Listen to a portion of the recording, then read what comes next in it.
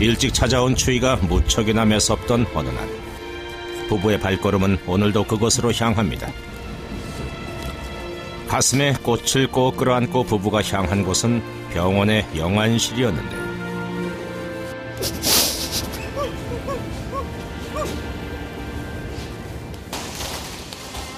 이곳에 그토록 보고 싶은 딸이 있습니다.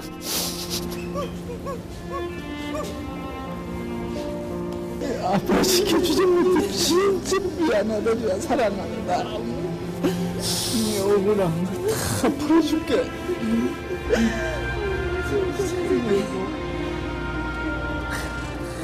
그냥 살찌면 떨어져 나가고 파이고 눌리고 멍이 들고 온몸 하나 상한 데가 없었습니까? 그거를 어느 누가 믿겠습니까? 죽은 지 벌써 20일째. 장례도 치르지 못하고 차디찬 영안실 냉동고에 누워있는 12살 소녀의 억울한 죽음에는 무슨 사연이 있는 걸까요?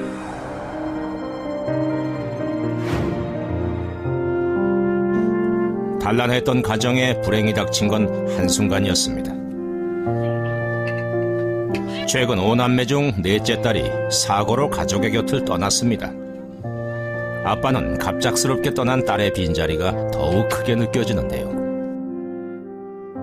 어떤 집안에 그거였어, 귀염둥이요. 같은 경우도 이제 뭐 먹을 게 있으면 먼저 챙기고. 쌍둥이 중 동생이었던 정희는 미숙아로 태어나 시각장애와 뇌병변 4급이라는 장애를 갖고 있었습니다. 함께 태어난 언니 영희 역시 미숙아 망막증으로 시각장애를 앓고 있었는데요. 7, 8 충분한 이제 입학 가능한 나이가 됐는데도 못 보내겠더라고요. 그냥 그 떨어진다는 게 그게 너무 안 되더라고요. 장애를 갖고 태어나 5남매 중 부모에게 가장 가슴 아픈 자식이었던 쌍둥이 자매는 시각장애인들이 모여있는 시설에서 함께 생활했습니다. 그런데 어느 날 시설에서 생활하고 있던 정희가 갑자기 죽었다는 겁니다. 너무나도 갑작스러운 죽음이었는데요. 태어난 순간부터 모든 시간을 함께 나누던 쌍둥이 언니는 혹시 그날의 일을 기억하고 있을까요? 혹시 기숙사에서 잤던 마지막 날 밤 기억나? 그때 좀 다른 방에서 잤어? 저는 식당 옆에 방이었고요. 저 바로 조금 떨어져 있는 거리에서 좀. 자면서 혹시 이상한 소리 뭐 듣거나 그런 거 없었어? 마지막 밤에요?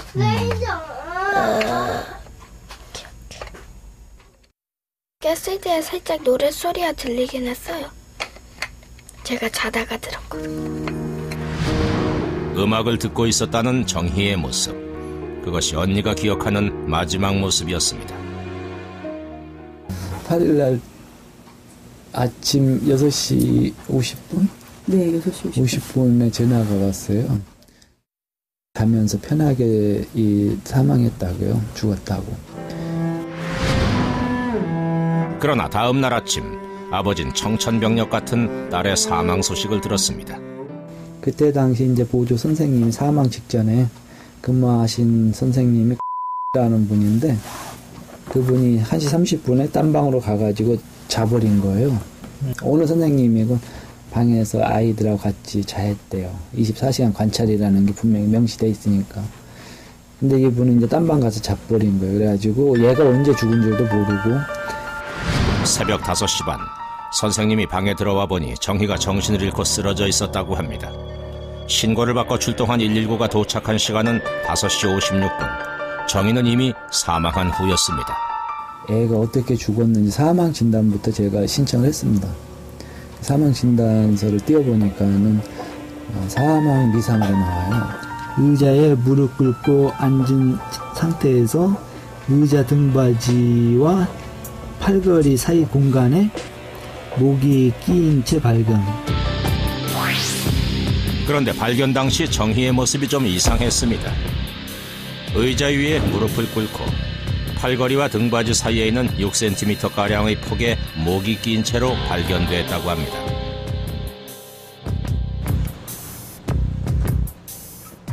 어떻게 그런 자세로 죽어 있었을까요? 정희의 사망 원인이 궁금해졌습니다.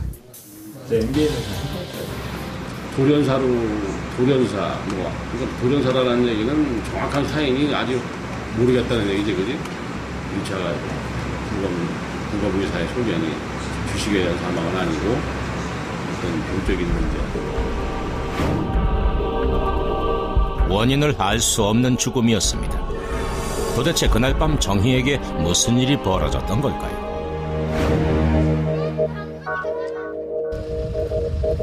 며칠 전까지만 해도 건강했던 딸의 죽음을 그냥 받아들이기엔 너무 의문이 많습니다. 답답한 마음에 아빠는 오늘도 집을 나섰습니다. 지금 어디 가시는 길이세요? 네, 지금 네 가고 있습니다. 아직 실감이 안 나서 죽은 게 또 그쪽에 얘기도 좀 들어보고 싶고요. 너무 또 여러모로 좀 복잡한 심정으로 가고 있습니다.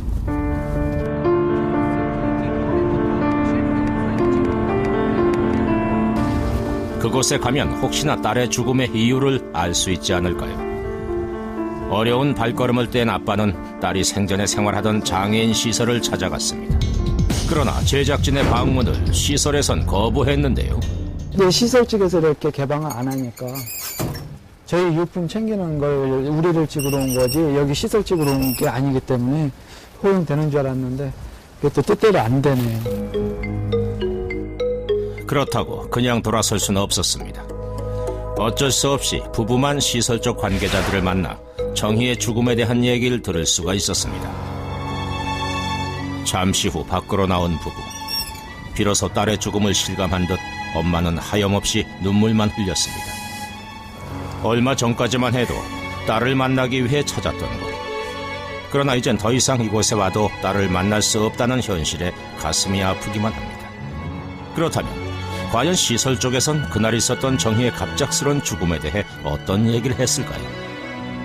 아이가 깨어있을 때는 항상 옆을 지키고 있어야 하는데 그날 정희에게 음악을 틀어주고 옆방으로 건너가서 다른 아이를 재우느라 자리를 비웠던 건 명백히 우리 쪽 과실입니다.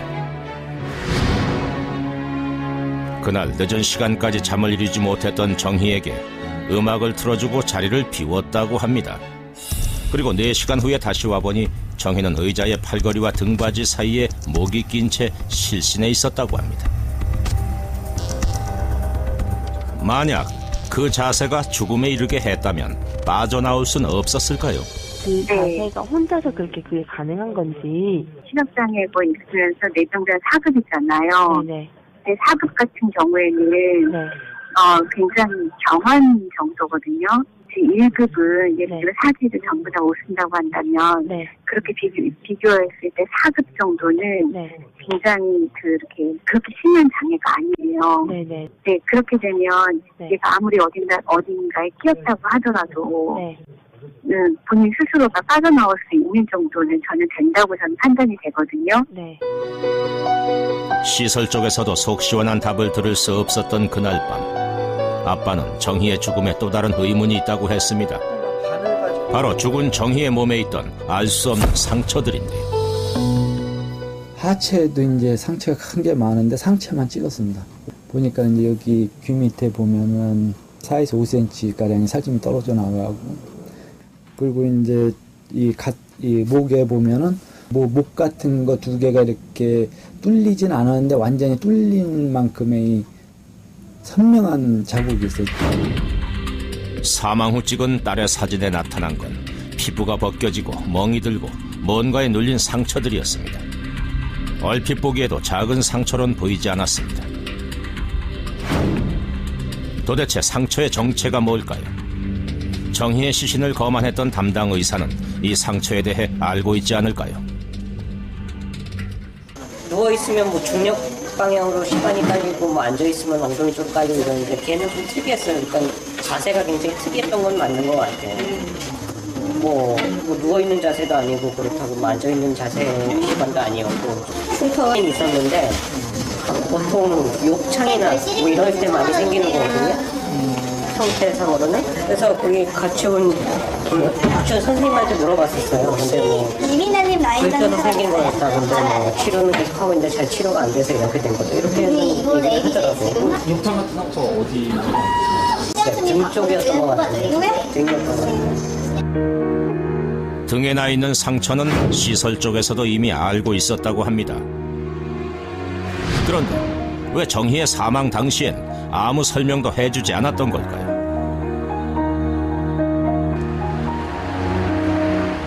부부는 정희가 시설에 있을 당시 다녔던 병원을 찾았습니다. 살아있을 때 상처에 대해서 치료받았다고 그래서 그걸 확인해보기 위해서 왔습니다. 그런데 딸의 병원 진료기록 카드를 살피던 부부는 뭔가 이상하다고 합니다.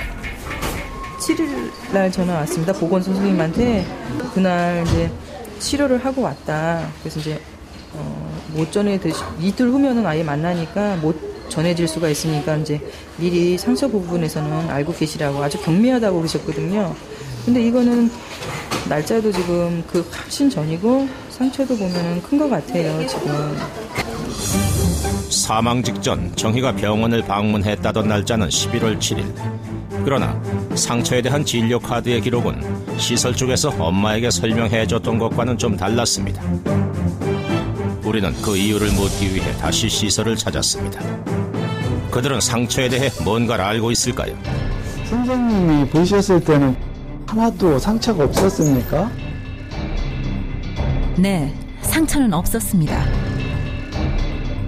그럼 여기서 24시간 여기서 관리를 했는데 그러면 어디서 상처가 난 거죠? 그 부분에 대해서는 잘 모릅니다. 그 사고 전날에도 분명 아이의 머리를 감기고 씻길 때 다 확인을 했는데 상처는 없었어요. 거기에 그런 상처가 왜 있는지 저희도 의문입니다. 등 뒤에 있는 상처도 씻길 때 전혀 보지 못했습니다. 상처에 대해 전혀 몰랐다고 합니다.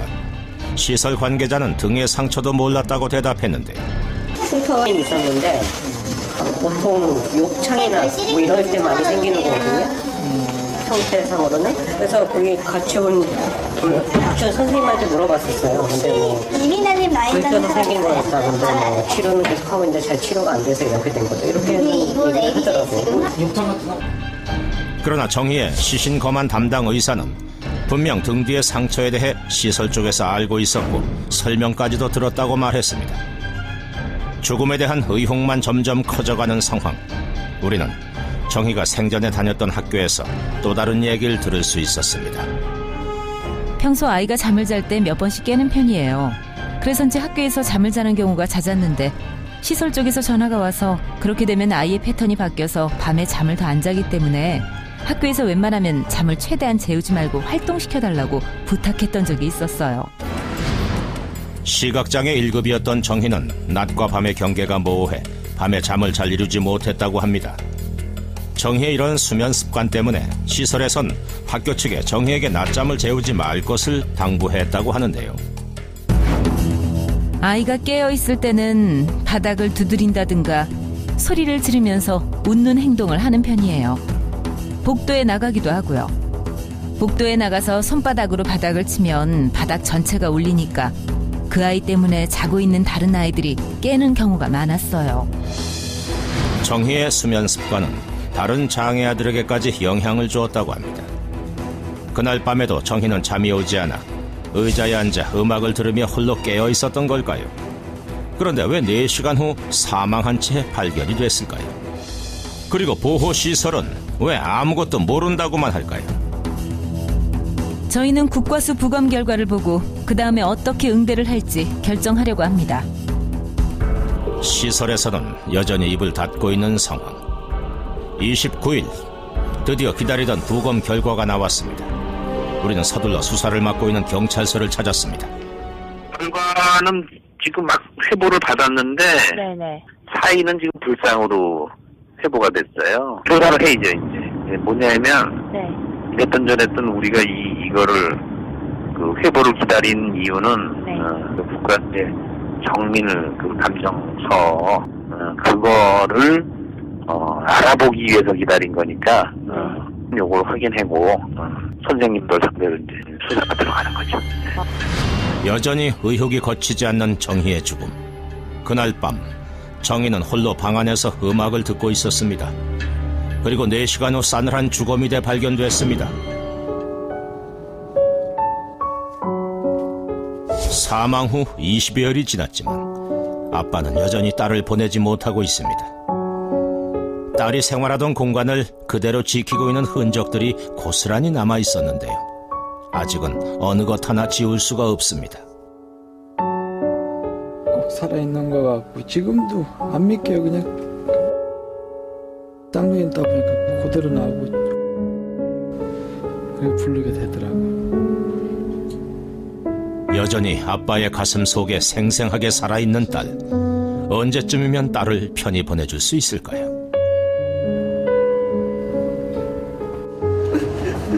자식을 앞세워 보낸 죄스런 마음에 눈물 마를 날 없는 부모는 오늘도 딸을 찾습니다. 그리고 차디찬 냉동고 안에 있는 딸에게 약속을 합니다. 아빠, 끝까지 진실을 규명할 테니까 조금만 참아라. 장애를 갖고 태어나 꿈도 펼쳐보지 못한 채 죽은 딸. 딸의 억울한 죽음을 풀어주기 위해서라도 아버진 지금 이 싸움을 포기할 수가 없습니다.